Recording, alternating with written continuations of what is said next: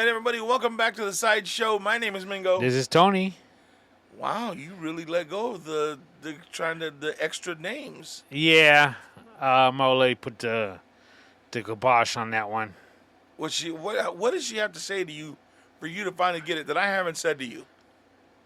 It's a lot more coming from her than it is from you. Oh, gee, thanks. It was either quit it or you don't get Yeah, it. I know. Is that what you mean? I think I just mentioned this before about I don't know how when you start watching TV if like the old people commercials are still on. Yes. There's one that's called Sky Rizzy. It's some sort of a medicine. Yes. So that comes on a lot, like every day. Right. And when that comes on, I'll tone Rizzy, and she just like shakes her head. She can't stand it. Then she right on the money with she it. hates that one. That's hilarious.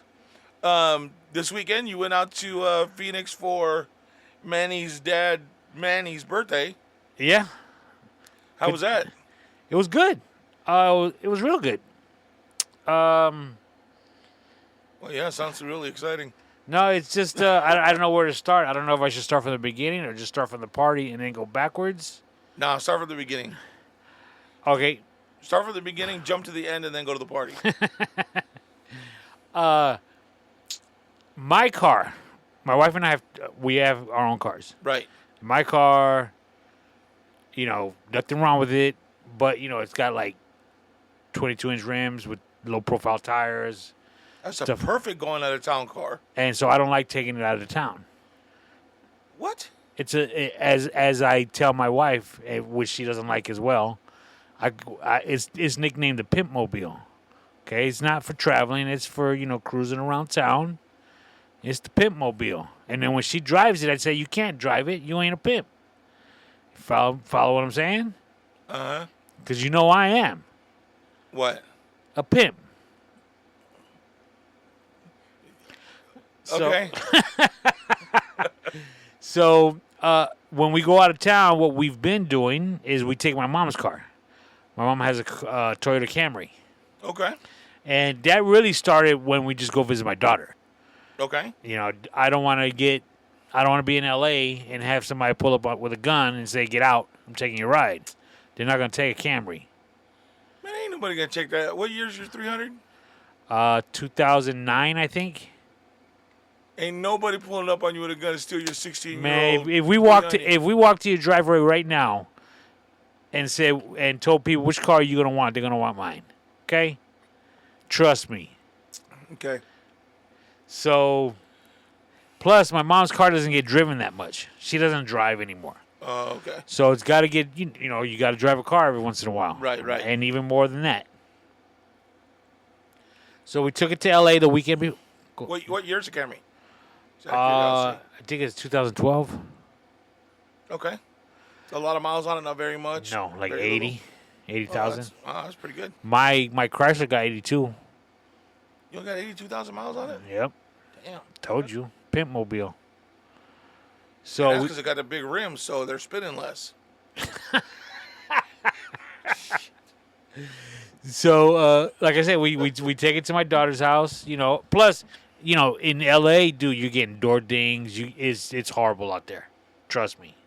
Okay. Took it to L.A., no problem. Everything was cool. So I told my mom I'm gonna take it again next weekend to Phoenix. She was like, "Cool, whatever. I don't drive it." Friday, I was ready to leave. Friday was Manuel's birthday. Right.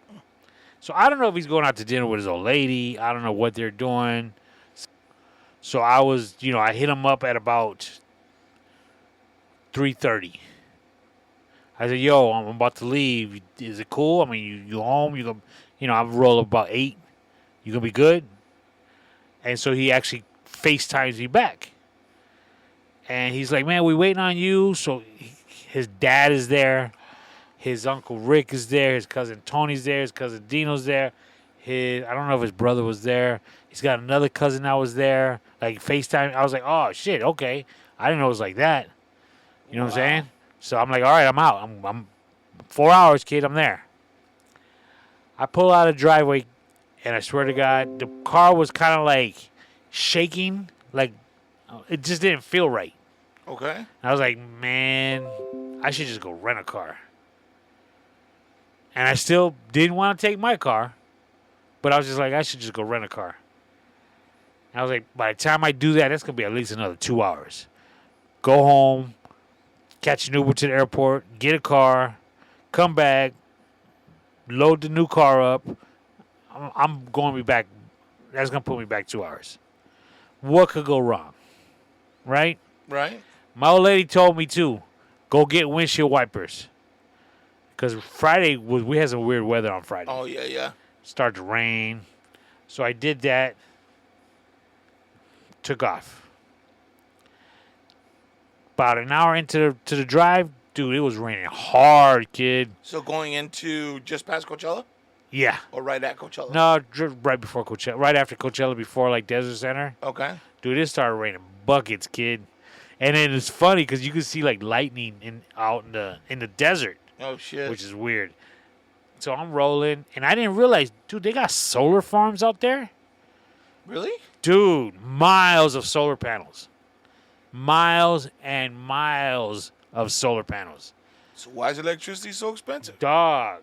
It looked like a humongous lake out there because it was just black. The shimmer. Yeah, and then I noticed that they're on, and the reason I noticed is because on the way back, they were like tilted facing the sun. Right.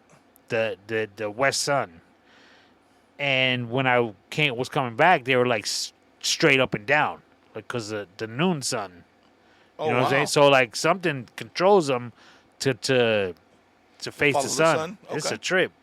Anyways, 3 hours into the drive, kid. Now I'm on cruise control going 80. 3 hours into the drive. Which means that there's nothing to the left and nothing to the right. And there ain't been nothing for the last couple hours. There ain't going to be nothing for at least another half an hour. The check engine light starts blinking. Oh, shit. And that traction light, it's got a little car with, like, the road kind of behind it. Right. That comes on. But nothing seems wrong. And I'm like, okay. At one point, as you do when you got cruise control, you got to brake because if you roll up on somebody, you got to brake. Right. Work around it, and then you can hit resume. And you know how the car kind of speeds up on its own. Right. Well, that happened, and when it happened, it kind of like jerked. And bro, the RPMs shot up to like 5.5, and the speedometer went from 80 to 70. And, bro, I was trying to give it gas to see what was going on, and it wouldn't move. It wasn't slowing down below 70. But the RPMs, like I said, were at like 5.5. 6 is redlining. 6.5, I think. Okay. So I know nothing about cars. But I know I'm not going to be able to sustain what I'm doing for the next hour. Right. So I'm thinking in my head, okay, what am I going to do? What am I doing? What am I doing? Tow truck, if I got to call a tow truck, okay, I'm only an hour out to Manuel's house. I got to get to Manuel's house because I got speakers for the party. Oh, shit. Okay. So, I got to get there.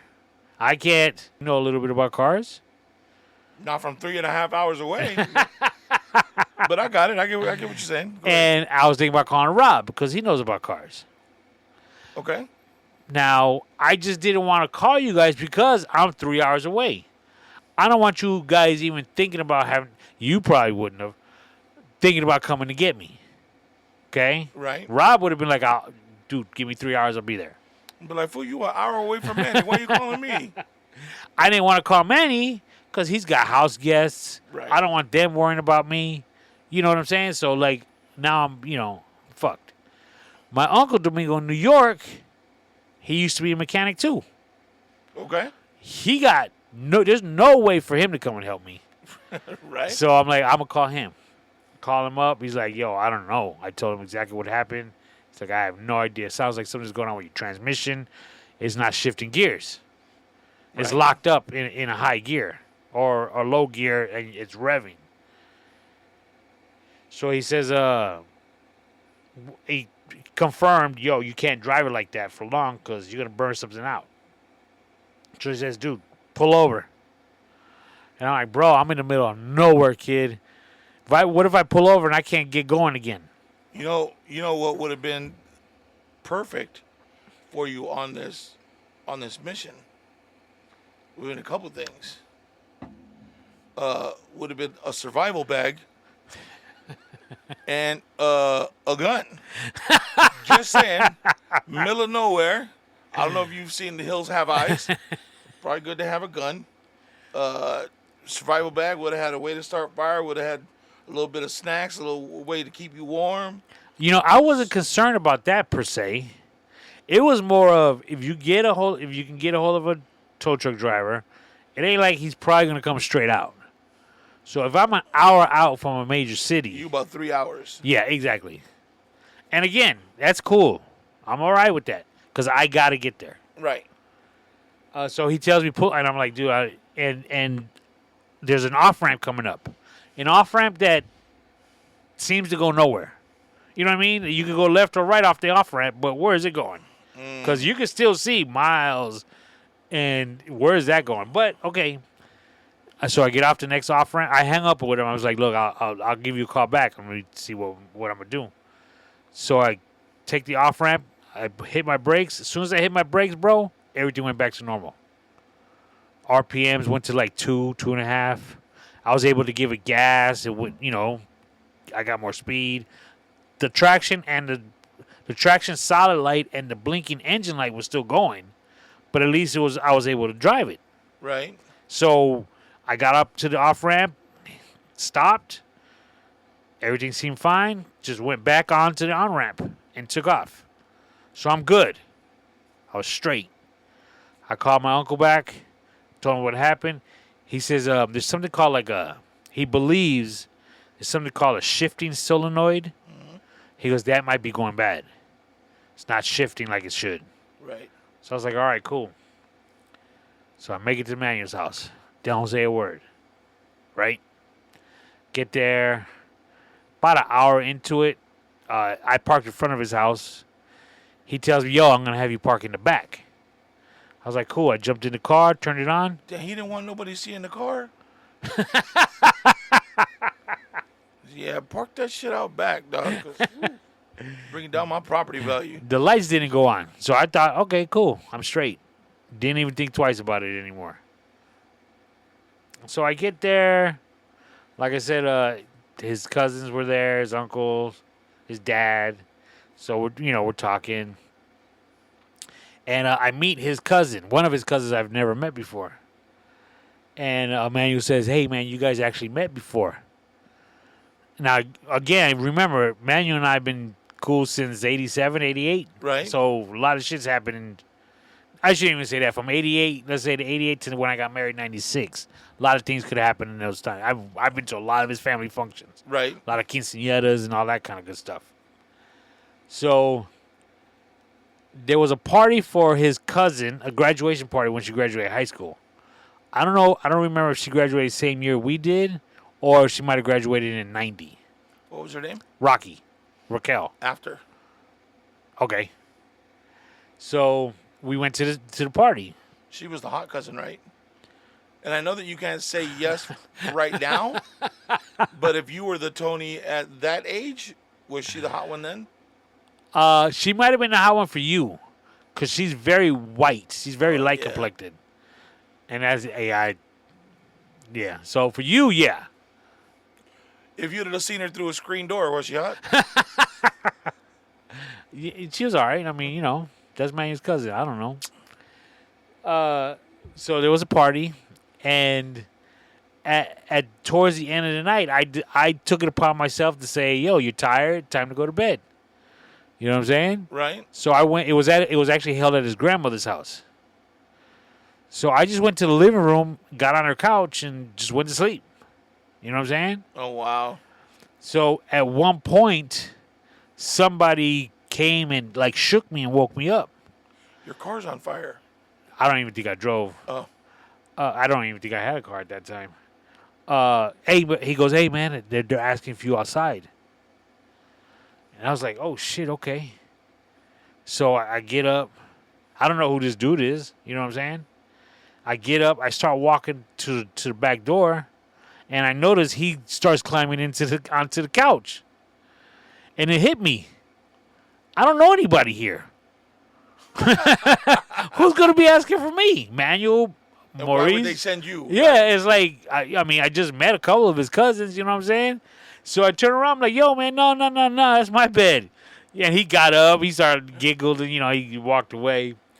So I went back to bed. So Manuel told me, that's my cousin that did that to you. Oh, that's funny. And he didn't remember it, of course. I mean, that's probably he probably has thousands of stories about that himself. So I met him again.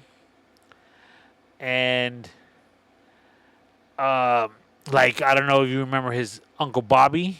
Yes. He was a carpenter. Uh-huh. So if you or anyone that's listening comes to my house, I have in my dining room, there's a bar. Has all the alcohol, the doors that got, the drawers. Right. His uncle actually made that for me, custom made that for me. Oh, cool. Yeah, that was, yeah. We were talking about it. He asked me if I still had it. And I was like, oh, yeah. Because it's not like a cabinet that you buy at the store and you slide in. You know what I'm saying? It's actually made for that. For so that it's not area. like, I'm not going to replace it. What am I going to replace it with? I'm going to have somebody else make one. And then his Uncle Rick. Remember him? He's older than us, of course. Not that much older, though.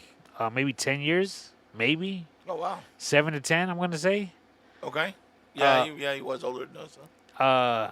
When I think I spoke about when Manu and I really first started hanging out was either 11th grade or 12th. No, it had to be 11th grade.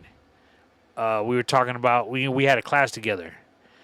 And he used to, every Monday, he would tell me his stories about him going to Pasadena, partying and stuff. And then before Easter break, he says, what are you doing for Easter? And I'm like, nothing, just chilling at home. He said he was going to his grandmother's house in Mexicali, and they party out there. And he was like, yo, you want to roll? And I was like, yeah, whatever. I mean, dude, I don't know him. I know him from this class. That was about it. And then during that week, my mom comes into my bedroom. She's like, hey, there's 2 guys knocking out the door for you. I go outside. It's Manuel and this other dude. And Manuel's like, yo, you ready to go? I'm like, where are we going? He's like, I told you we were going to Mexicali. And I was like, fuck it, let's roll. Let me go get my clothes. I'll go pack. I don't know, Manuel. Right. And it turns out his Uncle Rick was the other dude that was with him. Oh, that's fucking hilarious. What'd your mom say? Like, what do you mean you're going? I'm really surprised. I don't remember her saying much. Wow. And that's kind of odd. I mean, 11th grade, that means I'm what, 16, 17? Yeah. Mom, I'm out. I'm going to Mexicali for the weekend with these guys that I barely know this guy, and I don't even know who that is. I think there would have been a lot of shit happening at my door if hey, Mom, Dad, I'm going to Mexicali with these 2 guys. The fuck you are. Because who knows what kind of shit I'd be bringing back or what I was getting into. Fuck that. Yeah, because his Uncle Rick was older than us. I mean, after that point, like I said, Manuel and I were joined at the hip. Right. So whenever we party, Uncle Rick came with us. So he was the one that always got all the alcohol and stuff. The big thing was we go to Sam's Club and get them Coors Light party balls. You know what I'm saying? Right. Oh, dude, good times. Great time. His cousin Tony is a DJ. I don't think I know him. He actually DJ'd my wedding. Oh, okay. You know what I'm saying? It's like it was great. I seen Tony maybe 10 years ago. Last time. When Manuel got married. I don't even know how long Manuel been married now. I think that was the last time I saw his cousin Tony. But again, just seeing all these people I haven't seen in years. Wow. It was real cool. While we were at the party, Manuel tells me, do you remember his dad had a homie that lived in Coachella? His name was Victor. And Victor had a son named Little Victor. Okay. Little Victor was probably 6 years younger than us. Okay. I really liked this kid. He was a cool kid. You know what I'm saying? Right. He's like, hey, man, remember my dad's homie Victor from Coachella? I was like, yeah. He was at his son, Little Victor. I was like, yeah. He was there here. I was like, no shit. So when I started talking with Little Victor and shit, seeing how he was doing, he's an electrician now. He was real cool, dude. He was a real cool kid. And I even told him, I was like, yo, I said, I always thought you was a cool kid, man, when we were talking. He was like, man, I really liked you, too. I thought you was cool. I was like, that's good. But one thing he mentioned, I had totally forgot about this. While we were talking, he says, hey, man, you still got that hat, that baseball cap? And I was like, which cap was that?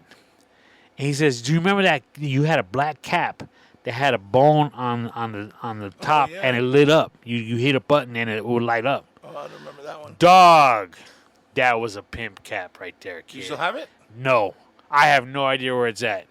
And I wish I did. I mean, it was like when that technology first came out. Right. Behind it was, on the inside of the hat was a battery, little AAA battery with a little button. Right. And it was just like, when it lit up, it was like kind of greenish.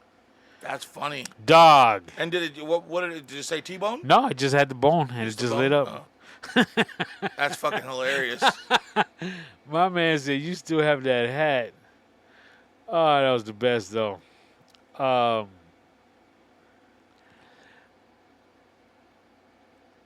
Sunday comes around, and I'll get back to the party in a second, but that's more like stories that I'm going to tell about that I heard. Okay. But we'll just jump to the ride home.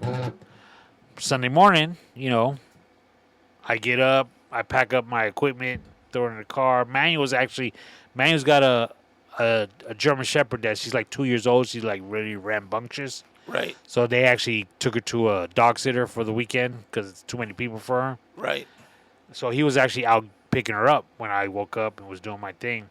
So I was ready by the time he got home. He was like, man, you leaving already? It was like 9:30. I was like, yeah, bro, that drive. He's like, we could hang out. I still got my family here. Da, da, da. Like, you know me, kid. I got to get home. I got to have some hours at home because then I'm going to feel like I didn't have any time off. I gotta relax. So he was like, all right. So I bounced.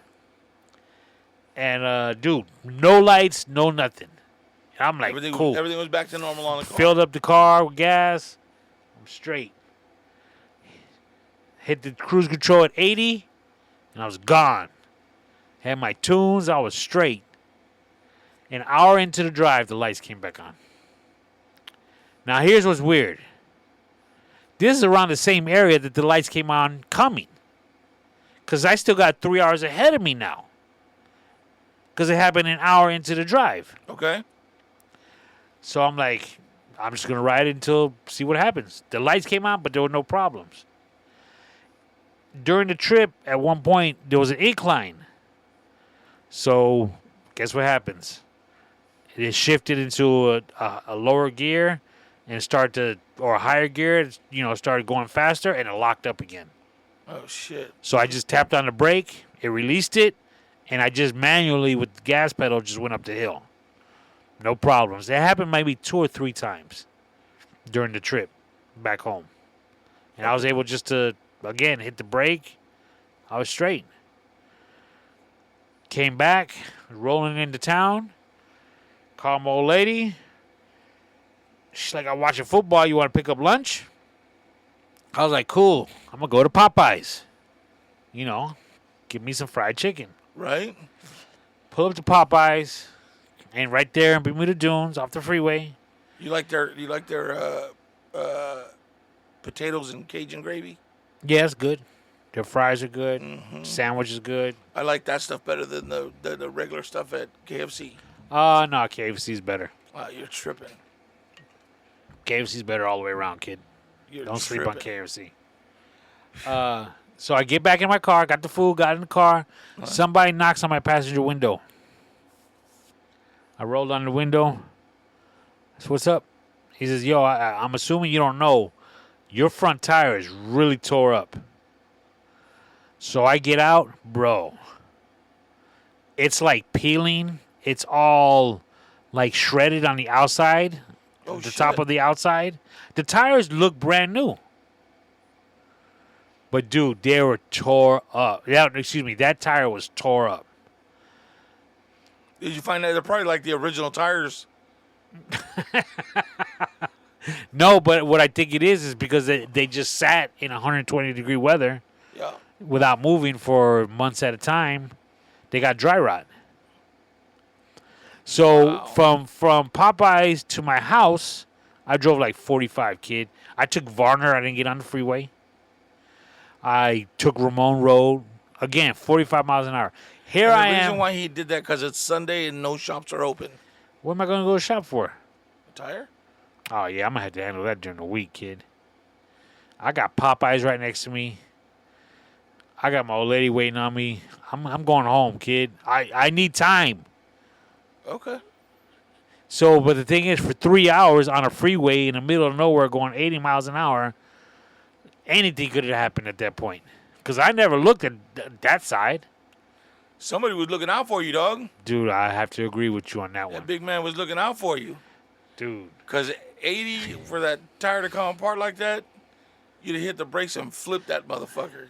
Dog, and the funny thing is, when that light came on my way home, Yeah? I was like, I was doing like stages. I was like, man, if I could just make it to courtside before something happens, if something happens, let it happen at courtside because I could just roll into like a McDonald's and just sit there. You know what I'm saying? Right. But I was cool. Then I was like, okay, I'm gonna hit the border, California, Arizona border. They got that Flying J, that truck stop that's really big. I said, yo, if anything happens, let me just at least make it there. And I was good. I passed the California border. I was like, well, shit, I'm in California now, so I should be good because if a tow truck comes, I'll be able to make it home. It's still early enough. I'm good. I'm straight, kid. And I made it all the way home You made it all the way home on that tire? on that tire. Emptied your shit out of your house and took it back to your mom, didn't tell her shit, huh? Didn't tell her, hey, don't go anywhere in the car because the tire's messed up. I'll take care of it this week. Well, I did tell her that, but I know I kept the car. My car was still at her house. Oh, okay. So I got 4 new tires on it. Nice. Took it to a mechanic that I use. He put his little computer on the thing. Yep. Yo, nothing is saying that you have a misfire on cylinder 6. Now I don't know what that means. It could be the wire, the spark plug wire. It could be a fouled spark plug. But all would kinds that of shit. cause that problem? Because he's like, yo, I'm not seeing anything wrong with your cruise control. I'm not seeing anything wrong. It's not telling me anything about a transmission issue. No, but it could like I guess it could impede how the RPMs to get it to shift. Really? Yeah. Because that's like having 3 tires on a car that has 4 tires and each one gets power at a different time. So like let's say your front tire gets power and then the other front tire gets power and then the back one's supposed to get power. But that tire's missing. And then the next tire gets power. So it'd be power, nothing, power. Does it you understand what I'm saying? So Kinda. So that's kind of like what your engine's doing. So it's, 4 cylinders, you got power, no power, power, no power. So it's instead of giving you power, it's like it's taking a deep breath. Does that make sense? Yes. So instead of continuing the power to propel you forward, there's a pause in the system, and so it's making those 3 work harder, and it's not getting that power out of that third bank. So I'm glad you mentioned the spark plugs, because he was like, "Have you replaced the spark plugs at all in this thing?" I was like, "You know what? I really don't know." He's like, "Yeah, we're gonna start with the spark plugs. We'll give you like a tune-up." He might have mentioned something about some transmission fluid. He's like, that's pretty much all I can do because it's not really saying anything else. So I was like, all right, cool. So I'm going to have to do that on Saturday. So then a lot of times, too, is like the wires that go from the spark plugs to the engine, right? So they'll arc. Because they have rubber around the wire, but there's electricity running through those wires. So they could send electricity to the spark plug to spark, to ignite the gas inside the engine to combust to create the explosion for the power. but sometimes when those wires get brittle, they can cause an arc. So it's sending power to the spark plug, but it's also sending power to the block, to the underside of the hood, to whatever's closest to wherever it decides to send that power, and that could create that misfire as well. Yeah, you're speaking Greek to me right now, kid. How often are you supposed to change those? I here probably, I don't know, maybe every 50,000. I don't know. Oh, is that right? They last quite a while, but depending on the car, and if it's always sitting outside, does it go inside? How often it's driven? You know what I mean? There could be Yeah. a multitude of reasons why, and sometimes it's just because it is. Well, hopefully it'll get handled. Yeah, well, it sounds like it. It sounds like he's on the Oh yeah, sounds like he's on the right track. sounds like it.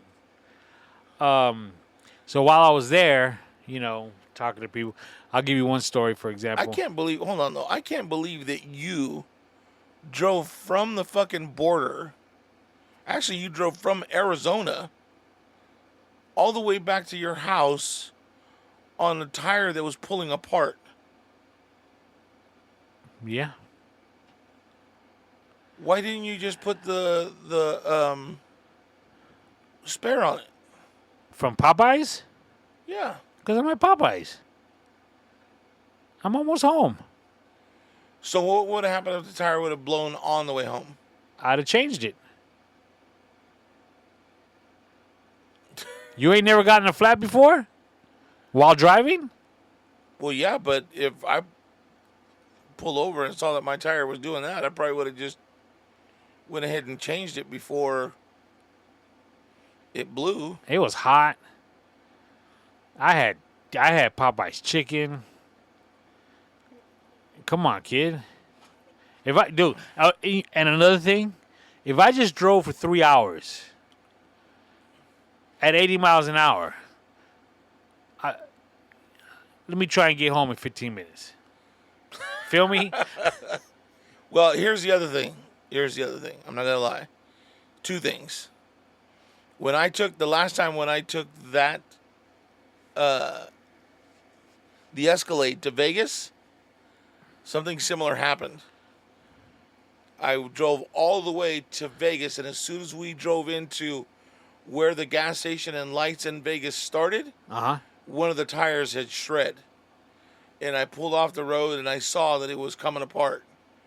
I said, all right, well, I'm not going to change it. Let's just get to the hotel. We'll take the side streets. So I took the side streets and got to the hotel. Then went and bought a new tire the next day. See what I'm saying? That way it was done and over with. The similarity in your story, and if it was me, I probably would have done the same shit, is because you had all your speakers and shit in the trunk, right? Yeah. I didn't even think about that. You would have had to pull all that shit out. And I didn't check if her spare tire was even good. Well, that's probably the original one. Yeah. Oh, you don't switch those, do you? Well, they get cracks just like any other tire. Oh, yeah, I don't know. You should. Yeah.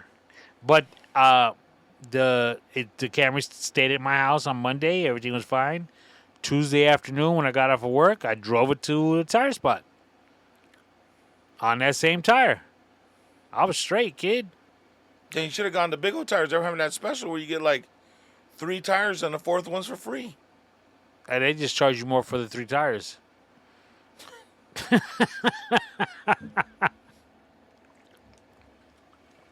Not everybody's out to get you, Anthony Rizzle. Jesus Christ. While we were there and talking, Manuel told this story about one of his uncles. Okay. He was telling me that, older than him, of course, in the late 70s, when all those karate movies, the Bruce Lee was hot, you know what I'm saying? Yeah. Apparently his uncle was like late teens, early 20s at this point. Okay. And apparently the dude could fight. Like, he would always get in fights. And he knew how to fight. Like Bruce Lee or just No, like just street fight. Okay. Yeah. So, watching these Bruce Lee movies, he thought he could do karate. So Manny was saying that he said that when he would get into a fight, he would he move his arms like Karate Man, and do the wah. You know what I'm saying? And then Right. when he start fighting, he'd just do street fighting. He'd just start fighting, and he'd win the fight. So he thought he was a self-appointed karate master without taking a lesson. You know what I'm saying? Holy shit. So he said he was like at a party or something, and he was on a balcony, like covered patio. You know, you stand on the balcony type deal. Right. And either a cousin of his or one of his homeboys was getting into a fight, below him. So he said, I see it already. Well, go ahead. dog, he decided he was going to jump off the balcony, do a flying kick, land, and start fighting like they do in the karate movies. Why not? Totally makes sense. He said he landed on his back. Oh, He said he had to sit there. He had to lay there for a little bit. trying to catch his breath. And then he got up and like he couldn't walk because he was all, he was in pain. So he had to walk home like an old man, like real slow, like, dragging his leg. Right. And what had me dying too was he said, man, you said that the dude said, and in all actuality, I swear to God, I thought my pants were going to make those sounds like in the karate movies, like flying through the air. Holy shit. Oh, man. I was screaming, kid. Wow. How lost you got to be to believe some shit like that? That's crazy. He's got another cousin, dude. I asked to make sure it was okay for me to talk about this. Uh-oh. He was in jail for life. He was in prison for life. Wait a minute. What do you mean was? Well, he's no longer there. Did- He was at the party. He was at the party? Yeah, and he just got out like maybe a month or two ago. He's been in jail for 33 years. How the fuck you in jail for life and then... That's a question. That's a question I asked when the opportunity arose. All right. When his cousin wasn't around, I hit a manual and I was like, "Yo, man," I said, What was his brother's the nickname? I'm no names going to be No? told about Okay. this. And I was like, "Yo, man," I said, "He was in jail for life." He was like, "Yeah." He goes, "It was a shock that he got out. He was not supposed to get out. We just got a phone call one day saying he's being released." So I was like, "Well, what happened?" I said, "What was he murder?" Hi, you're receiving a call from the San Quentin Detention Center. Yes, we're calling to let you know that Pedro Bagana is going to be let go, and that we'll be here to pick him up. Holy shit! So he was up for murder. Up for Or murder. he was doing time for murder. We're doing time for murder. Supposed to be a life sentence. Supposed to be a life sentence. Got But here's the thing. There's a couple things. It was his third strike, Oh shit! and he didn't actually kill the person. Oh no, he's innocent. Well, his homeboy did. They were trying to rip off a liquor store, and either the clerk or the owner came and found him and came with a bat. Well, they fought. The other buddy grabbed the bat, and the What dude is that? died. So here's the fucked up part. The kid that actually did it was like 17. So the kid that actually did it was already released. And Manuel's cousin was in there for life. Wow. So was the kid sentenced was he up for murder as well, or what was his? I would assume he got put away for murder, but because he was 17, I guess there was a time limit on it. Would have been like a co-conspirator, or wow, just because he was under 18, there was a time limit. I guess he got let go. So Holy- apparently in California, some maybe- new. Go ahead. I'm sorry, maybe it was because it was like his first strike instead of his third. Who, the kid? The Yeah. dude- I don't know. Manuel didn't go into detail. Maybe about that's the what other it was. dude. But go ahead. I'm sorry. So something had passed in California, or they were doing something in regards to the prison system. They said, like model prisoners, we're looking at giving people second chances, depending on what the crime is, all that kind of good stuff. Okay. So apparently, Manuel's cousin fell in that category because he didn't actually do the crime. He was in there for 3 strikes. The first 2 weren't necessarily that bad, but because it was his 3rd strike, he was in there. He was a model prisoner, so he got released after 33 years. Holy shit. So now, figure 33 years ago was what? 1991? Yeah. Okay, imagine what we were doing in 91. In 91, that was 3 years after graduation? To come out now, kid. Like, I was thinking about it, man. You and I were talking. Because, well, here's the other thing. He had to go, or he's in, or had to go into a transition home when he came out. Oh, because he had to turn 18. Oh, when he came out. When he came out. Okay. And they, like, Manuel and all the relatives were like, yo, because the dude's parents are still alive, and they're more than happy to bring him home. Oh, shit. And they're like, yo, why don't you just go home? Why you got to go to a transition home?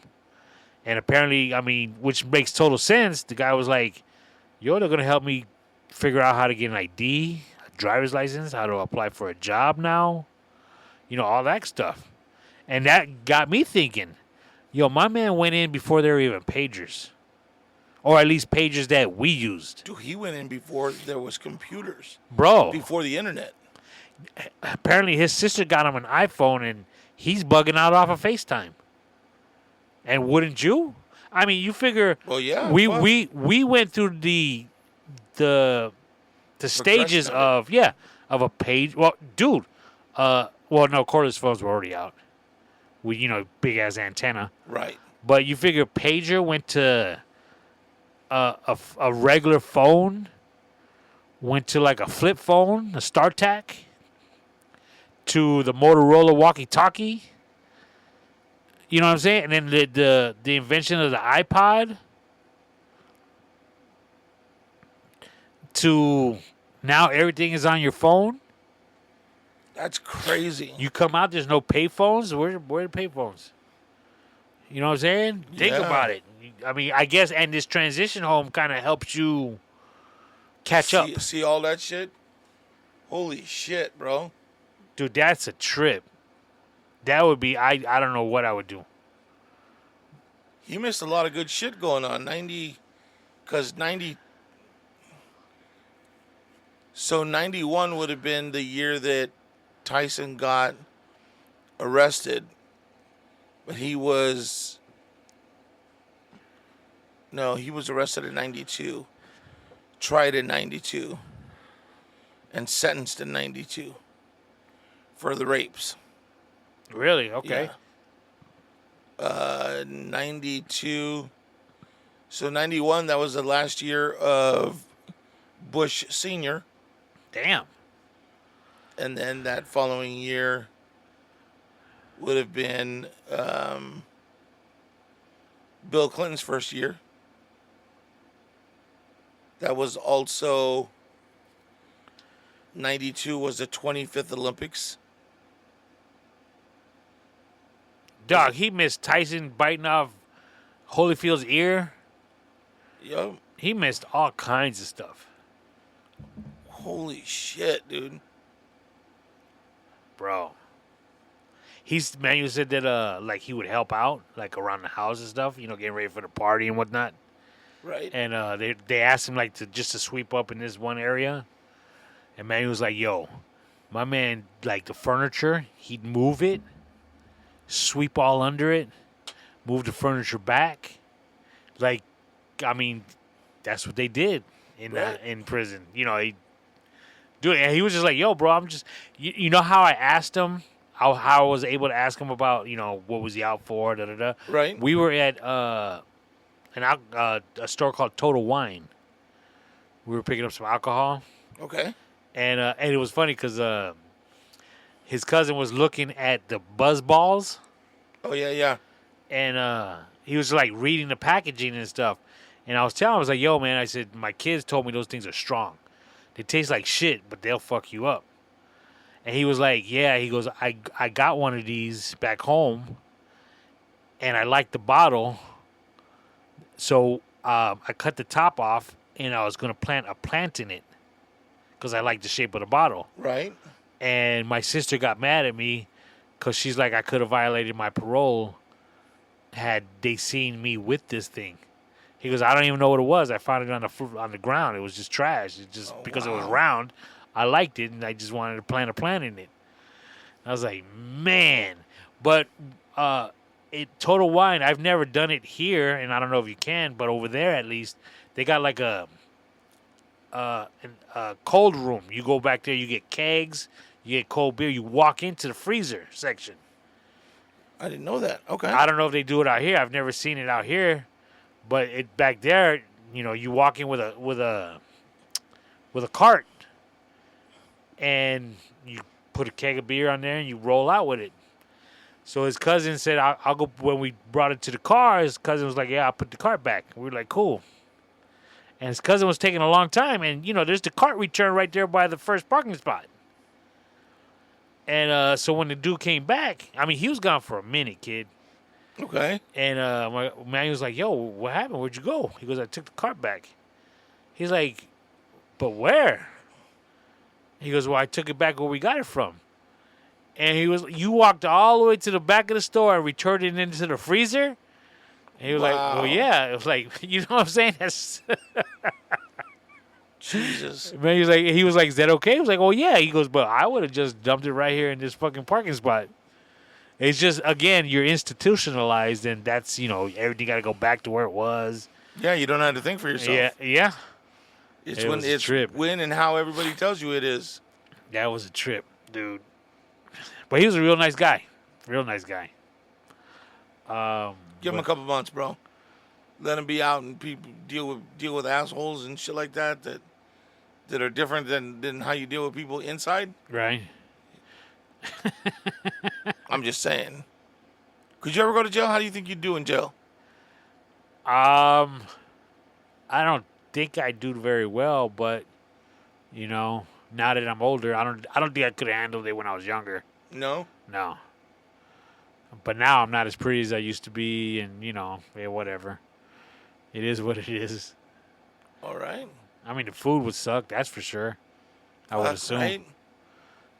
Is it bologna sandwiches and Jello? Oh, no, I'm good, bro. I ain't trying to go to jail. I'm good. That's a hell of a fucking... Yeah, bro. The question is, how do motherfuckers go and eat bologna sandwiches, a little thing of milk, and some Jello and maybe an apple, and get so goddamn big? These motherfuckers out here taking creatine and doing stacks and all kinds of shit. Honestly, because dude, you all you do is work out all day. All day long, right? That's it. Oh, you can if you want to, I should say. Out here, you still got things. You still got life to deal with. My wife, one of her coworkers, her son, for a minute was getting into bodybuilding, and he had to get like sponsors because you don't work. Okay. So you got to get sponsors to pretty much give you money, so you could buy the foods that you need. And so you could just work out all day. Unless you're rich, of course. Wow. And that's what he was doing. He was looking for sponsors, stuff like that. That's crazy. Hey, my name is Juan Pablo. I'm going to jail. I need somebody to buy me Tang. Probably shouldn't say that going into jail, right?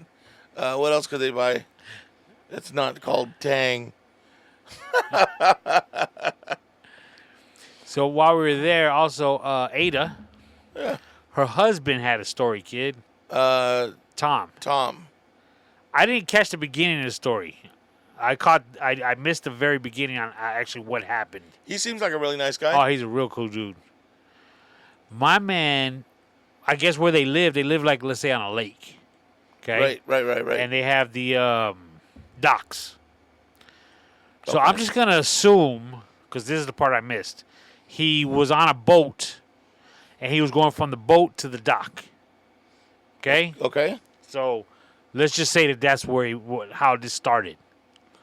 My man grabbed the ladder to the dock that's in the water Correct. and got electrocuted. What? He was grabbing hold of it and it was being electrocuted. Okay? He was able to let go, fell in the water, and was still being electrocuted. God damn. He said he was able to, he said the only thing he could do was get back on the ladder. That was shocking him. That was shocking him because he was still getting shocked in the water. He said he got I think he said maybe 2 steps on the ladder and jumped onto the wooden Planks of the boat? planks of the Oh, dock. Okay.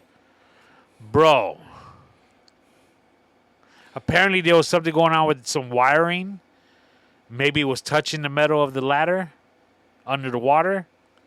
Wow. So when did they rename the place? Dog, he's got to go to court with him because and this is the reason why I think is where he lives because he was like, look, I'm not trying to get you guys money. You got to pay for my medical stuff because he had to go to the hospital.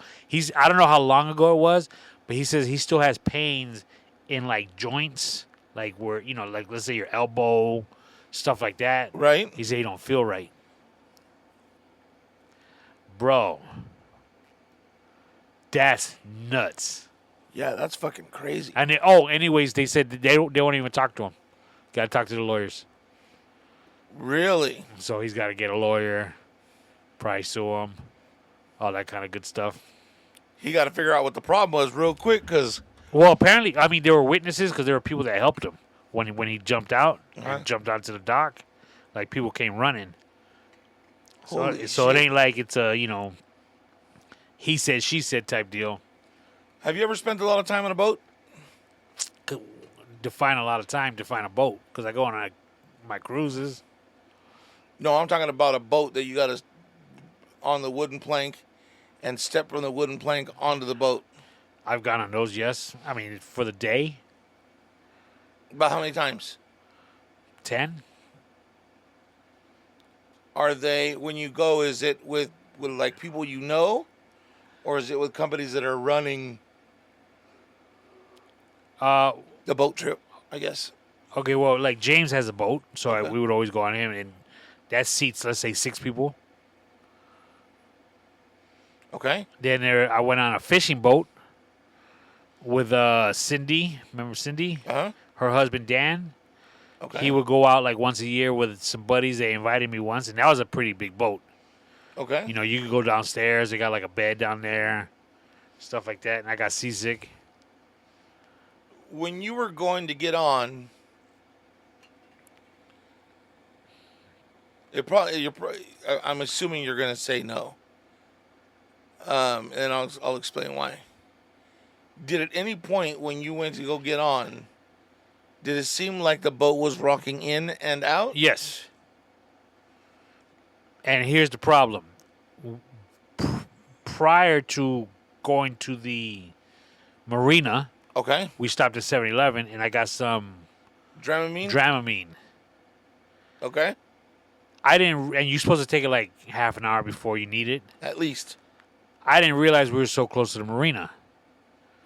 So, and this is no lie, as I'm opening the package as we're walking down the dock. It's like a little chapstick container. Okay. I try to pour a couple into my hand as I'm also trying to get on the boat, and they all fell in the water. Yep. Dead ass, because like you said, the dock and the boat were not matching. How close were you to falling into the water? I wouldn't say I was close. Like you stepped on the boat and all of a sudden it started creeping down. You're like, well, I know I wouldn't say that, but you can see the water in between. Mm. And you're spreading your legs pretty good to get on there. Yeah. And you can't look like a bitch doing it because then everybody's going to make fun of you. Fuck that. I fell in the water once. Did you? Yep. Because what I did was I stepped onto the boat, but what I did is I made the mistake of stepping onto the boat with my dominant leg. So to where I stepped on with my right leg, right? Had I stepped on with my left leg, I could have had the strength in my right leg to shove off and still land on the boat. Does that make sense? Yeah. But because I did it the other way, I was like trying to figure out, well, fuck, how am I gonna? And then by the time I just came up with my plan, I was doing the fucking splits over the water, and I was like, well, guess I'm fucking going in today. You didn't hurt yourself? No. That shit is no joke. Oh, fuck, I was fucking mad. Brand new K-Swiss in the water. You motherfuckers. Like when I went on that fishing trip, dude, I got sick as a dog. Oh, I was so sick. I actually, by myself, was on the front of the boat. Because it was a pretty good-sized boat. Right. And just laid there, like on the hood of the boat, if you will. Right. And just laid there, kid, because I That would couldn't be do called anything. the bow. All right, the bow. No L, just the L. Bow. Yeah, bow. I just laid there, kid. Didn't do anything. Fucking green as can be, right? And what was a trip is 15 minutes on the car ride home. I felt myself snap out of it. Like I was sick just riding when we left. Right. And then, dude, within 15 minutes, dude, I just felt it just leave my body. And I was like, normal. I was like, let's go eat, man, because I'm starving. Because I couldn't eat all day. I was... Wow. I was pretty good on the boat. I never got sick. Sebastian was okay. Milo, however, just getting on the boat instantly turned like greenish white. He was just, I don't feel good. And then we rode the boat over to like the little island. Everybody got off, hanging out on the island. As soon as he hit dirt, just kind of like you said a couple minutes later, he was fine, wanted to run around and play. Yeah. But as soon as he got back on that boat, it's like morning sickness right away. On the big cruise ships, you don't feel like the swaying or Any anything. of that motion? Yeah. But one year we did. One year there was like a storm, and the boat was swaying. You could feel it. That was a trip. That's got to be scary as shit, dude. I don't know how a boat really balances itself, because it goes down to be so narrow. Right. You know what I'm saying? How it could, because if it sat lower to where there's a big diameter touching the water, that would make more sense. That would make more sense. Well, but maybe it does because it being that coming down to a point like that or being that sharp gives the boat its depth. Yeah, I don't know how far under the water it goes. I can't imagine it going that far though. Well, it's got to be. It's deep enough to where the engines are below it. Yeah. But I mean, I'm assuming there's more from the water up than there is from the water down as far as the actual boat itself. Now, like a bike, or a motorcycle, I understand while it's moving how it might be able to balance itself, but while it's just sitting there, yeah, I don't know. Because a boat weighs a ton, kid. That's kind of a weird question. I don't get it.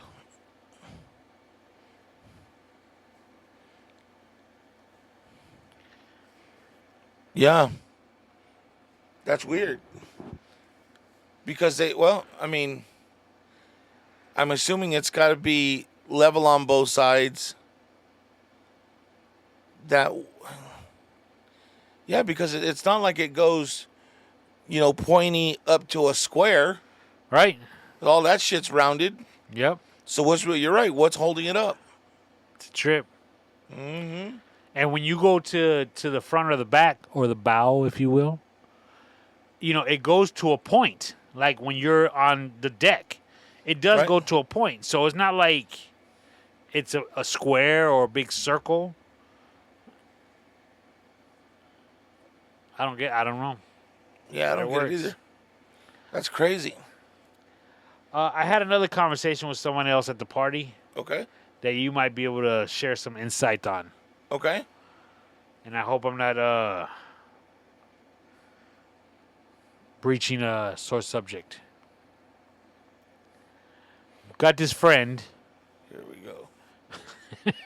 Buckle up. He's 50 years old. I believe he's 50 now. Okay. Always been single.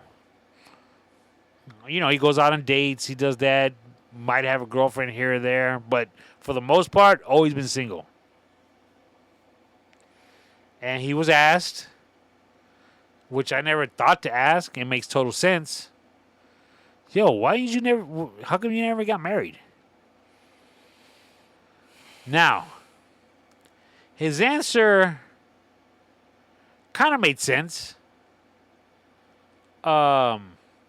He works in law.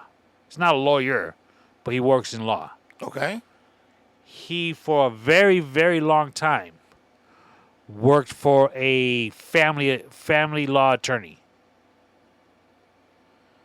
Okay. And majority of their cases were divorces. So he saw some shit, is what you're saying. He saw some shit.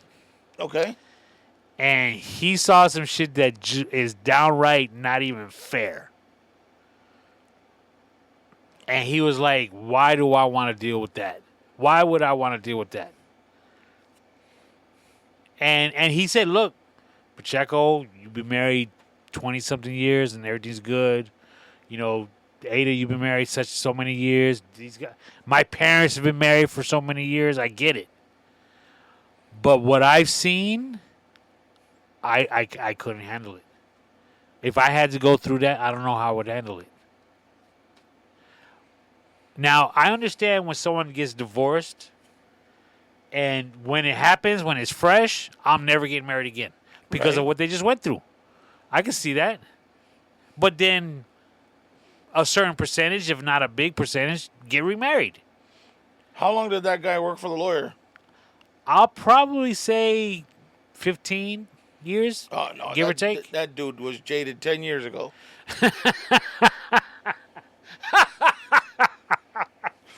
Fuck that. Well, I'm sure he's seen some fucking people be really, really nasty with each other. And some of his buddies. I mean, I guess his lawyer had to help. Not had to, but, you know, helped some of his buddies. A couple of them I know.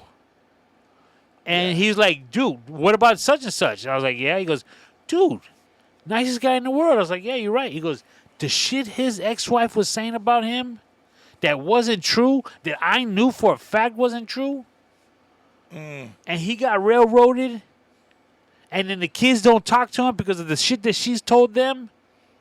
The good thing about that, though, is that the kids come around. They figure it out after a while. And this particular guy, he said they're starting to come around. They're older now. They start to realize, and they see shit for themselves. And they're like, oh, wait a minute. That can't. Okay, I get it now.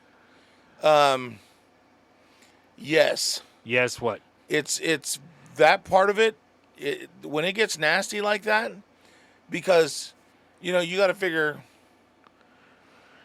like, okay, so, like, you and your wife, we all know her. All of us kind of grew up together, right? Right. So if something went wrong, not now, but maybe back in the heyday, because you guys, no, probably still today. So if something went wrong, one of you is going to over-exaggerate the stories to make yourself seem right. And the other person is not going to say shit. So, you know, you better start thinking about how you want your stories, because your wife's not going to say anything, and you're going to be making... I'm just kidding. I'm just kidding. Because, so, there's, what is it, seven stages of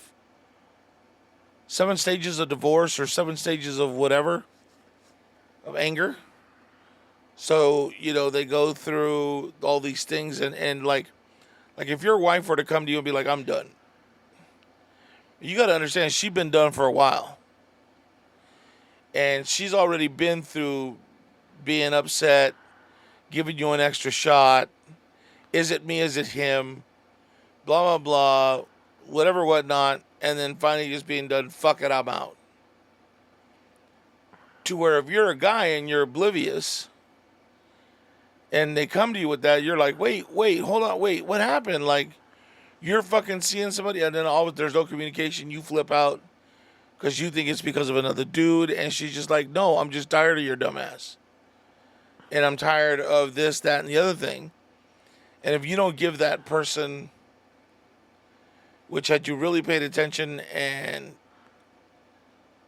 cared enough before, you could have fixed the problem, and you wouldn't be where you are. Make sense? It makes sense. Is that speaking from experience? No. Shit. But I'm just saying, like, because it's natural.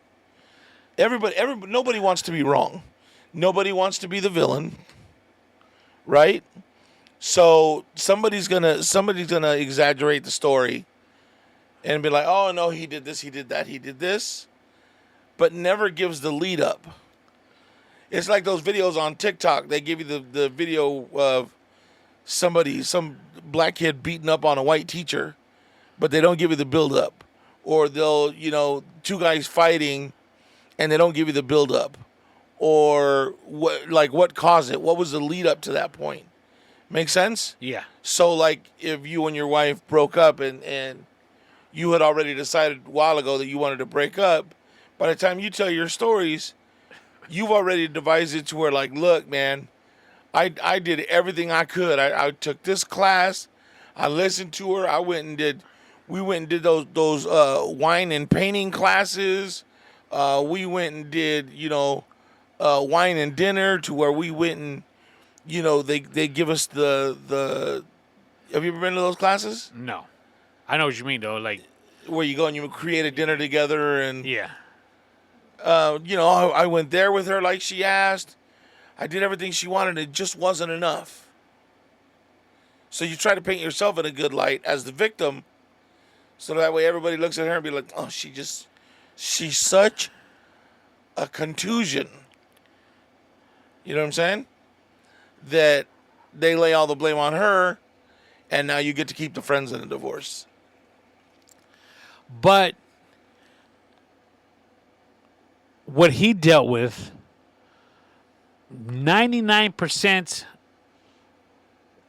of the cases were bad, okay? But they're supposed to be. That's why they're there. You can't base a relationship because of that. If you worked at Kentucky Fried Chicken and you see how the chicken is made, that doesn't mean you go to another restaurant and you don't order the chicken because you know how Kentucky Fried Chicken does it.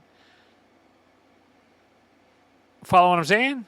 Because he's seen the shit end of the stick. Right. Okay? He's seen the Kentucky Fried Chicken, how it's made. But you can't, that's not across the board. That's not, you go to a nice restaurant and get some fried chicken. Yeah, that's a bad example. Is it? Yeah. Yours should have been, not everybody makes their chicken the same way. And that's not what okay, not everybody makes their chicken the same way. Yeah, it's kind of what... He knows how the hot dog is made. No, that's a bad one. But you know what I'm saying.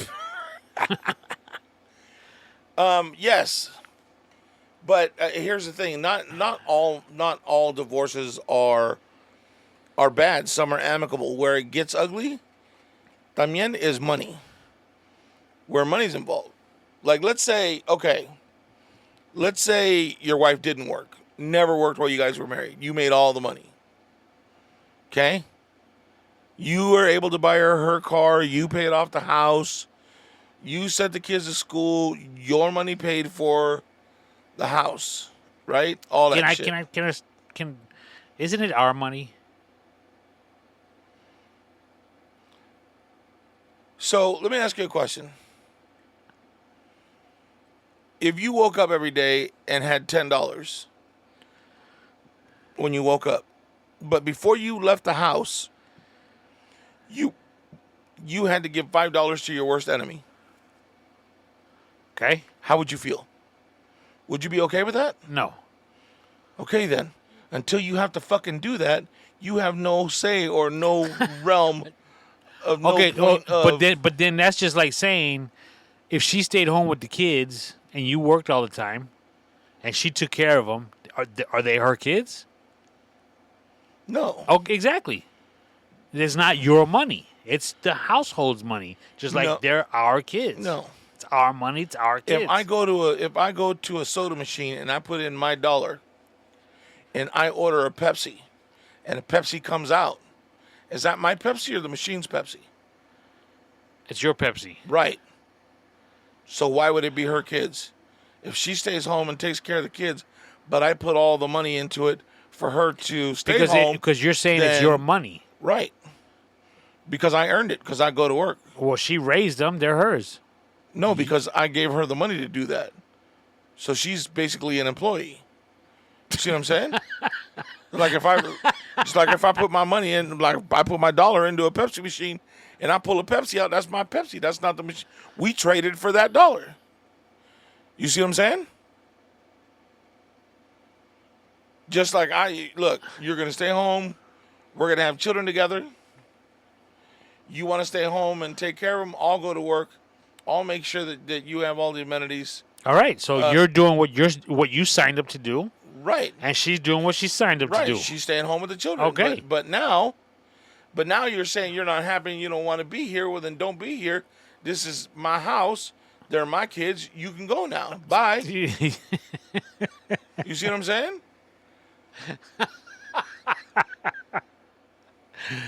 Yeah, I see what you're saying. Because I just don't think it works that way. Because there's a super thin line between love and hate. Because, see, right now, and this is where someone like you and Hilda don't understand this perspective, because you guys still love and respect each other. But once that love and respect is gone, right?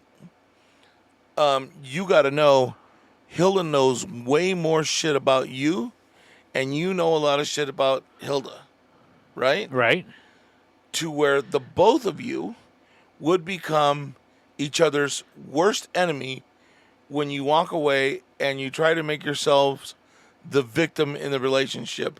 And then that's what creates the animosity, the ugliness. And then she's going to, well, I stayed home with the kids. I deserve half. Well, wait a minute. And then she's going to leave and she's going to say, okay, well, I was never working while we were married. So he's going to have to give me alimony to cover my expenses. And you called her an employee. And she's going to, yeah, but when you get fired from a job, they don't have to pay you. Severance pay? Okay, 3 months, just like everybody else. She got to collect unemployment from somebody. Well, she can go to work. She can, you know what I mean? She's not doing the same job anymore. So just like anybody else. No, if she's doing the same job. If you ain't doing the same job, you got to go find a job. She still got to take care of them kids. No, she's doing the same job at a different company. She no longer with my company, so she gotta figure out somewhere else. And then she's smart enough to figure out, well, wait a minute. Tony would have to pay me alimony until I get married again, so I could get that $20,000 a month pool money that Tony's going to give me, and I could live with, Dexter St. John or whoever she going. Yo, I got a cousin of a cousin. He's with a woman that they're doing that. They won't get married because she's getting alimony. Dead ass. Exactly, right? Like, I'm just going to sound really fucking wrong. But fuck it. We're talking about it, so let's say it. I always said that I wouldn't mess with a woman that had kids.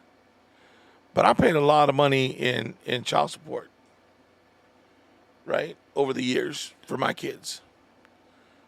So what would be so bad if I went out with a chick that had a couple kids that she was getting paid on, and, I was able to go over and enjoy a few meals at her house with her and her kids on her ex-husband's dime. Just getting some of my own money back, right? You paying into the system. Right? I put my dime in it. You know what I'm saying? Just saying. Was your divorce nasty? No. No, me and my ex-wife, we talked. I was like, look, here's the deal. We keep those kids as the main focus of what the fuck we're doing, and we'll never have to talk to each other or deal with each other. If there's whatever the kids need, they need anything, I got it. However I got to get it, I'll get it. She didn't ask for alimony. She just asked for the money for the kids. I was able to do that. I was able to, Okay, that money for the kids. Do you think it was a fair amount? Yeah. Okay. Yeah. Because that's another thing he mentioned. He was like, dude, I've seen guys get railroaded by the court system. And he says, and some of them, the judges were like, yeah, you should not be paying this much. But the law allows the law says you have to pay in these guidelines based on whatever it is they're basing it on. So what they do is they take what you make and they take what she makes, divide that, and then they could take up to 23% of your salary. So if you made $1,000 a month, they could take up to $250 of that per child. Damn. Per child. So if you have 3 kids, that's $750 out of your $1,000 that they could take. Now let's say you worked at that job for a year, and then you got let go. She goes on welfare because you can't pay. She's collecting welfare. You got to pay back Riverside County. And they could take up to 50% of your wages. Plus they're charging you, are you ready? 13% per day on what you're behind. That's why these guys end up, 30, 40, 50, 150, $200,000 behind in child support, and they're never able to get out of it. It kind of makes sense because, like he was saying, that just one particular person was like, Your Honor, how can I afford that? And apparently the judge was like, I totally understand where you're coming from, and I'm sorry, but this is what has to be done. I know you can't, but this is according to the chart. This is where you're at. And he's like, I can't afford. I understand, but I can't do nothing about it. My hands are tied. And he's like, fuck. Our buddy's like, fuck that. I'm never dealing with that shit. Yep. I remember when I was in high school, my mom got a check from whoever deals with the child support. And it was I don't know how much it was, but it was a decent sum of money. And turns out they just took part of my dad's check, or a lot of his check. Oh yeah. And just like took it and like back child support. So they could take your income tax. So if you've been paying all year, thinking, "Fuck yeah, next year I'm gonna give me a good chunk of change back from the IRS." Yep. Nope. They'll take it and give it to her. He called my mom, telling her that she Trying to should be give. smooth? I don't know if he was trying to be smooth. I want to say he was just being blunt. Yo, I need that money back. And she was like, "Look, I didn't do it. I didn't go to the office and say I want money. It just came, and you ain't getting it back. Oh, These shit. are for your kids. You ain't been paying it. Again, I didn't go looking for it, but and he was pissed. Wow. Good thing he was back in New York. You in California. Huh? But here's the other thing, though. Are you opposed to marriage now? I know we've spoken about this before, because I just and the dude's happy. Don't get me wrong. He ain't like, I'm looking for a wife. I can't. No, he's just like, shit, I'm good, because as he put it, he's got friends with benefits, Right. and he's good with that. But I would just hate to think that he's avoiding it based on that. you know, I've liked the idea of marriage. Um, but from what I've seen in the history, what I've seen in the past, and from people around me, it doesn't seem like there's the same kind of ideology behind marriage as there used to be. Make sense? Well, yeah. That Yeah. idea of, you get married once and blah blah blah and married forever, and that whole you're not fucking going anywhere. We're gonna fucking figure it out. And if you're not happy, go to the room and relax for a while. Come back out, have yourself some fucking ice cream. Go to bed and we'll try it again tomorrow. You know what I mean? Like, people don't do that anymore. And the idea of building something with somebody and doing all that, and letting go of that fear of, fuck, what if it doesn't work out, seems a little overwhelming. See, but it's almost like, to me, it seems like he's going into it saying it's not going to work out, so I'm not going to bother with it. Well, no. I think you got married at a different time, and you were lucky enough to find somebody with the same ideology of, we're doing this, we're doing it once, we're never fucking going to go anywhere.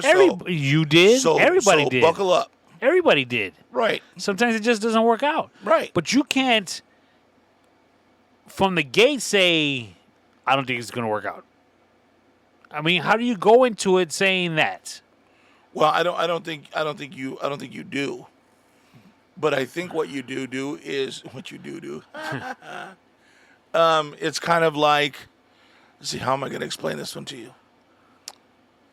All right. So let's say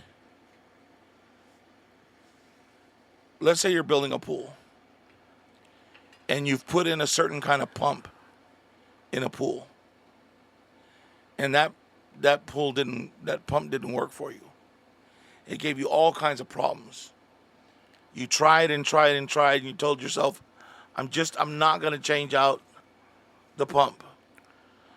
And you fixed it, and you tried, and you worked with that pump. And it just didn't work, and one day it just failed. There's nothing you could do. It's just you talk to it, you fucking rub sand on it, you whatever, and the pump just didn't want to work. You finally had to spend all that money and change the pump. What are the chances of you buying the same kind of pump for that pool? Slim to none? Same thing. No, I got a better way of saying it. Okay, come with it. You're a leak detection company for pools. Okay. All you do, and this is in regards to my friend. Okay. He's the leak detection company. Okay. He goes to every pool he goes to, he's got to fix a leak. Sometimes they got to break up concrete. Sometimes they got to drain a pool and dig and drill out the bottom and get to the pipe underneath the pool, fix it, and patch it back up. So to him, he doesn't want to build a pool at his own house because it's going to leak. Because all he sees are leaking pools. What are you going to do? He's going to buy one of them new rubber pools. But you see what I'm saying? That's Yeah. what I meant, the analogy about the Kentucky Fried Chicken. All you're seeing is the bad stuff. When there are plenty of other pools out there that have no problems. But because your job is just to deal with the bad ones, you don't want to build one yourself because you're afraid it's going to go bad. That makes a little more sense. Yeah, but I think it's kind of like that old adage of how many times you're going to put your hand in the fire before you figure out that it fucking burns. In regards to him, he's not sticking his hand in the fire at all. Because he's smart. He learned early. He saw somebody else stick their hand in the fire with fucking third-degree burns, and now they only have knuckles. But there might not be even a fire to begin with. So he's that much safer. You know, again, he's happy And I'm not trying to. If he's listening, I don't want to convince him to get married. It's just again, I just think he's so jaded because of what he's dealt with. It's like, and he can honestly say, "Hey, I know marriages work out. Look at you. Look at this. Look at that. Look at Manny's parents. Look at my parents." And it's like, okay, you see, that's not all bad. He's like, nah, because when it's bad, it's bad. But here's the thing: how can you say that his lifestyle is wrong and yours is right? Who's to say that? Because where he's at right now, like right now, I wouldn't get married. I might, have my side piece or have, a couple girls that I go out and see or whatever the situation. Why wouldn't you get married? For the same reason, like I've seen too much. I'm not. Okay. I don't want to, like, especially now, since I got divorced in 2008 and it's 2014. I haven't been in any kind of real relationship. I don't need somebody. If I get up and I go towards the route, where are you going? Well, the fucking bathroom is down the hall. Where the fuck do you think I'm going? Hey, I'm gonna go hang out with T-Bone and the dudes. I'll be back later. Well, how late you gonna be? Well, however fucking late I want. I know what time I go to work tomorrow. Like, you know what I mean? Yes, and again, you've done both roads. Okay, I get it. He ain't done both roads. He's just been told what that road will take, what potentially can happen if you went down that road. So he's like, yeah, I'm going to avoid that road. Yeah. Well, you guys give me shit because I don't try food. Well, but let me ask you a question. If somebody told you, hey, Tony, we're going to go hiking tomorrow. If you take the trail on the right, it's going to be nice and it'll be a simple climb up. It's smooth. It's not too bumpy. Take you about an hour to get there. Hour and a half at the most. Right? But if you take this trail on the left, it may take you in circles. It may take you here or there. You may come up to a wall that you're going to have to kind of figure out how to climb over it. And then once you're over it, there may not be another trail. You see, that's not, you can't say that. Because what you're saying is the marriage road is pretty much, if you go down this road, when you break up, when you get a divorce, it's going to get really nasty. You don't go into the relationship thinking that, is what I'm saying. Well, I'm not, but every relationship has its issues, right? The only reason why yours doesn't is because you choose not to argue.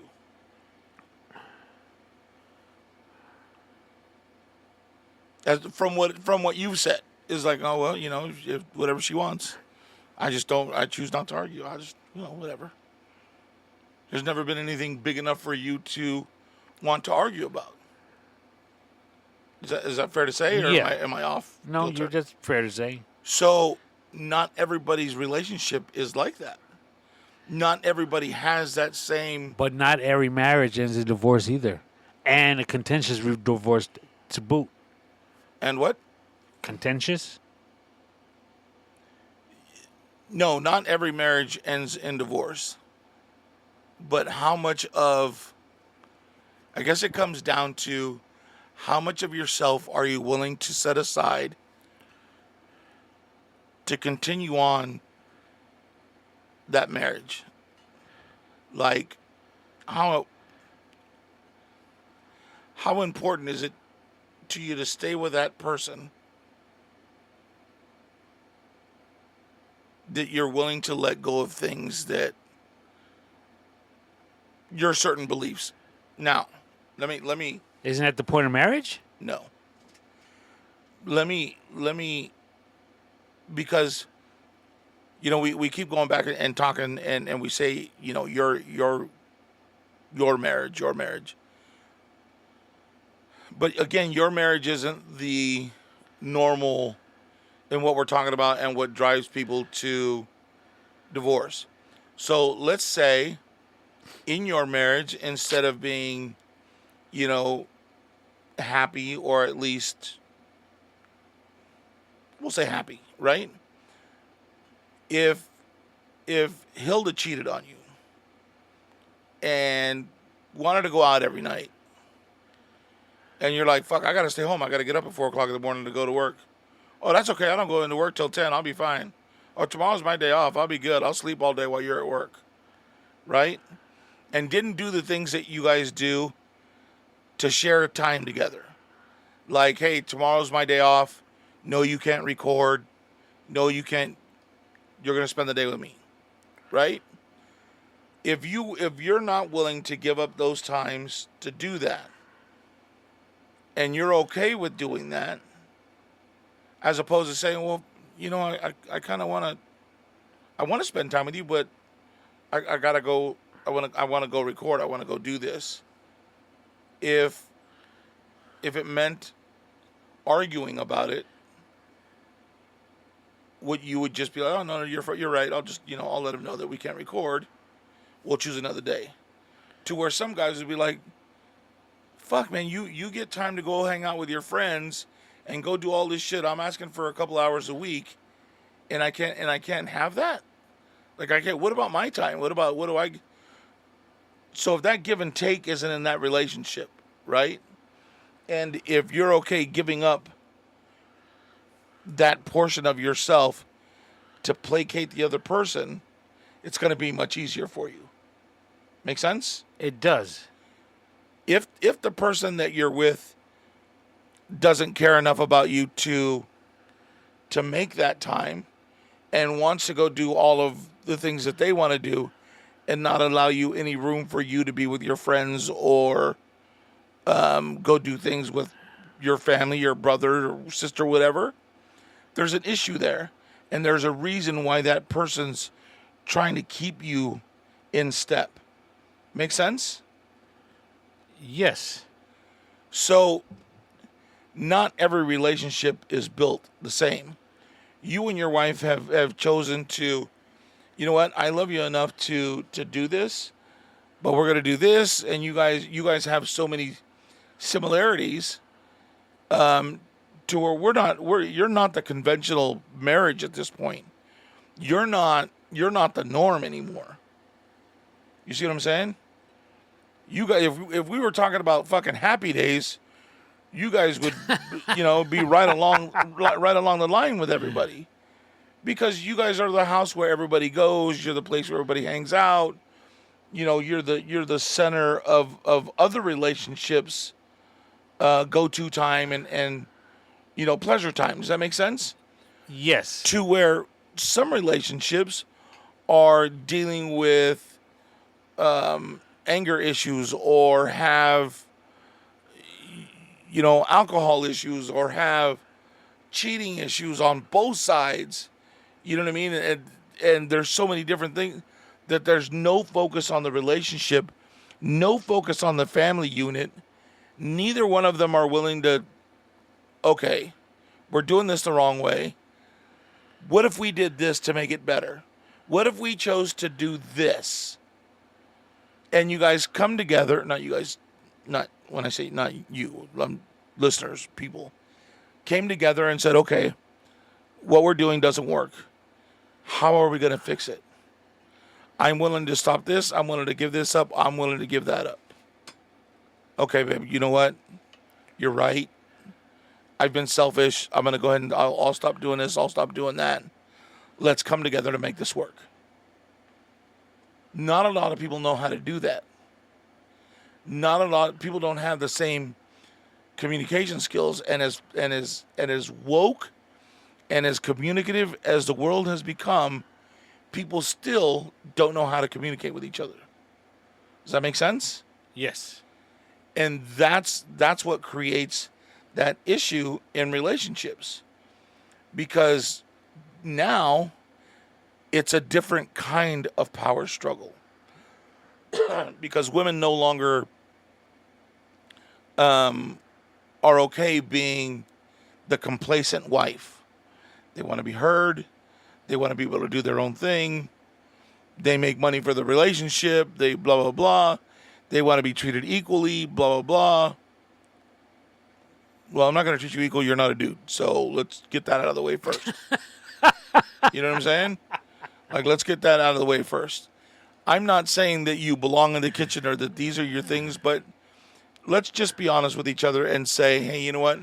There are some roles that are just the roles of who you are by nature, right? Like, you know, cleaning, doing laundry, picking up. That's quite often a woman's. A woman will walk in and see something out of place. They'll fix it. They'll pick it up. I mean, how many times do you, hey, I left something here on the counter. What drawer did you stick it in? It happens, right? Right. That doesn't happen in my house because fucking nobody puts anything in drawers. Right? Because it's me and two boys in this house. So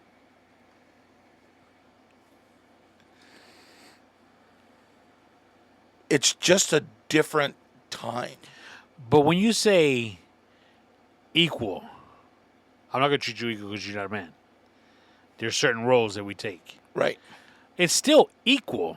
It's just different jobs that are being done. Right. So, Right. I mean, I think my wife and I are equal, and I would even venture to say that she does more than me. So, I mean, but it's equal. Can I ask you a question? Yes. How many times has she gotten on the roof to put up the lights for Christmas? Never. So it's not equal. No, it is equal because, well, because how many times have I done the laundry throughout the year? I go up on the roof once or twice, put them up, bring them down. Right. Okay. Because there's certain roles for a husband. Yes. And certain roles for a wife. Now, those two things, let's say your wife was doing all the shit inside. And you come home and park your truck, go inside, take a shower, and sit down. You don't throw the trash. You don't clean up outside. You don't clean the fucking pool. You don't help her with whatever. You're fucking... Well, you're pretty close. You're... Really? Yeah. You're pretty close. That's why I say she probably does more stuff than I do. But again, she's the man in the relationship.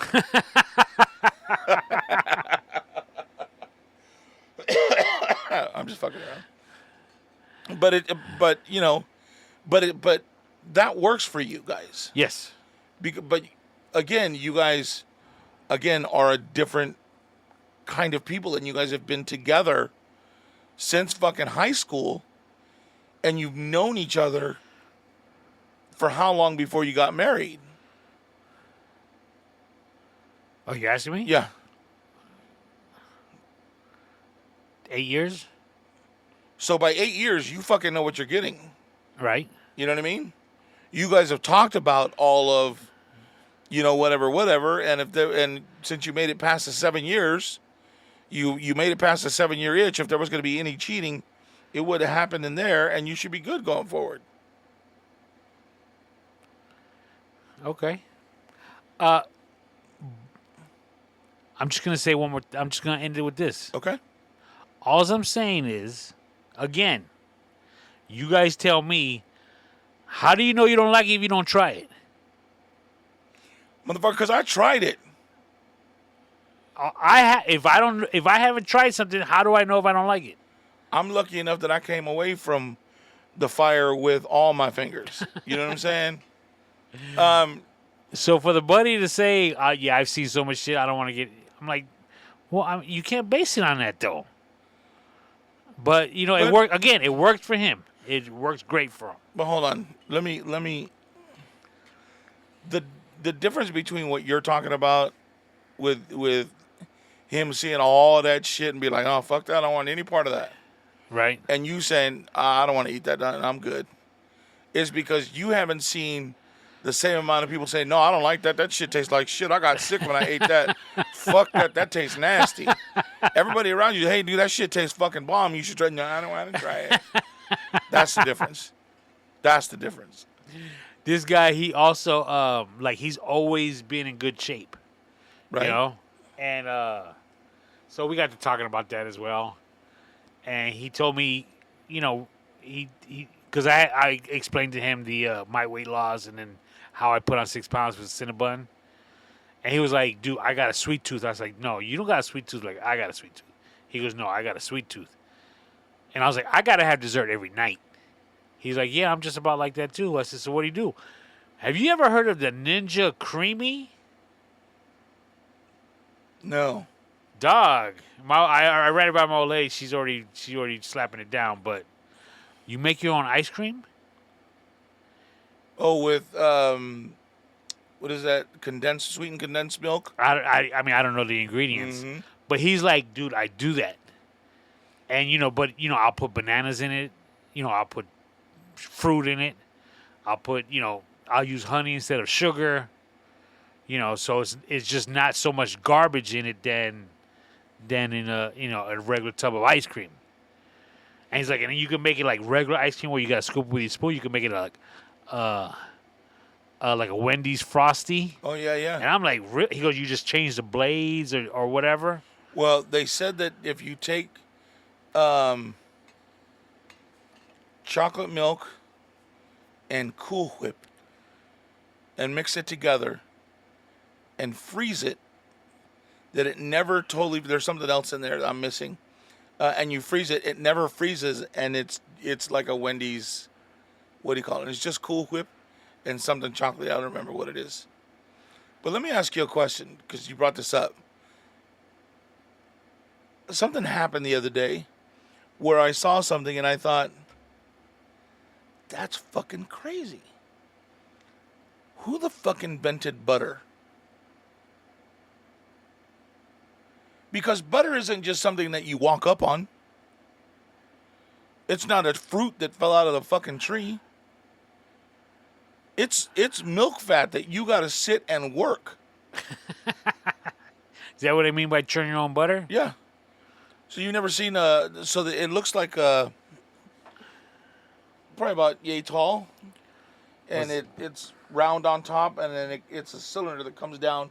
It's smaller on top, and then works its way down. And then they have like a stick that's smashes, and they sit there, and a woman sits between their legs and jerk the butter stick off, and wait till the milk fat becomes butter. How the fuck did anybody come up with that? Yeah.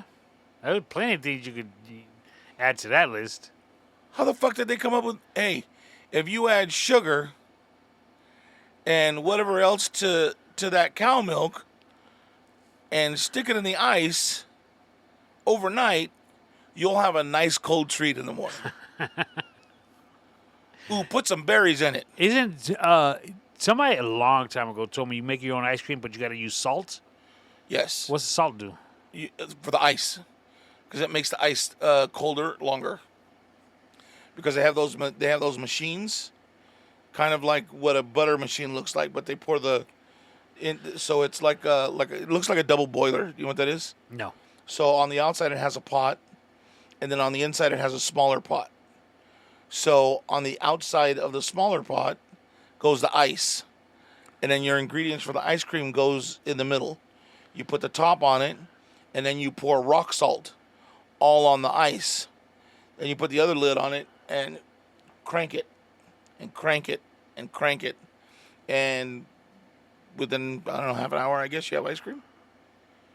And the ice stays nice and cold because it squeezes together with the salt, makes it kind of chunk. Well, he's saying in regards to that cream, that Ninja Creamy, you have to wait a day. You have to put it in the freezer when you're done. Okay. So he's like, sometimes I'll forget to make it, and I won't have anything for that day. A Ninja Freezy. Ninja Creamy. Ninja Creamy. TikTok? I don't know. Probably, right? Everything's on fucking But TikTok he was like, now. dude, there's so many different flavors you can make. You put protein powder in it. You don't taste the protein powder, but Right. there's just so many, to do it. If you really have that sweet tooth and you don't want, you just want to know exactly what you're putting in it. I was like, man. Okay, my old lady's like, because one day my son and I were shopping at Costco or Sam's Club. Yeah? And remember the Soda Stream? What's that? You make your own soda. Oh, yeah. You add like a carbonate to a big jug, and they had the syrups. Right. So, my son was like, oh, my God, look at this. We can make our own soda. So I bought it, something to do with the kids. She never let me live that down. So and she mentioned it. You remember the Soda Stream? Where's that now, huh? I'm like, all right. Is it in a box in the garage? It's gone somewhere. We gave it away probably. What did the soda taste more like just carbon water than? No, it just tasted like the knockoff brand, like Dr. Thunder. Mm, You know what I'm saying? right. And if I remember right, it was a little bit of work to do it. It goes flat quickly. It's something you got to drink fast. So you got to pump air into it, right? I don't remember exactly how the machine worked. But yeah, you fill it up, you put that syrup in it, you seal it up, push a button, and it shoots like carbonate in it to give it the bubbles. Mm. Yeah, no, I'll just take regular old Coke. I'm good. You know what I'm saying? I'm good. The other day, my boys were laughing at me because I ordered a big old fucking tub of Tang. Tang? Yeah, you remember Tang? Yeah, they still make it? Yeah. Yep. Powdered orange juice, brother. Man. Wow. I bought this tea. It's a powdered tea. Like, you get like the Lipton tea. Uh-huh. And it's usually like tea and lemon, and you mix it, right? Well, I found one that's much, much better than Lipton is. It actually tastes like tea, a much better flavor, lemony. It's really good. Well, they had one that I've been trying to fucking order it, and I'll order it, and oh, no, it's a substitution. So I finally they sent me one that was, I want the raspberry one. And they just sent me peach. And the peach one's really good too, man. Peach tea? Yeah, peach tea. And it's like, I think it's called C4 tea.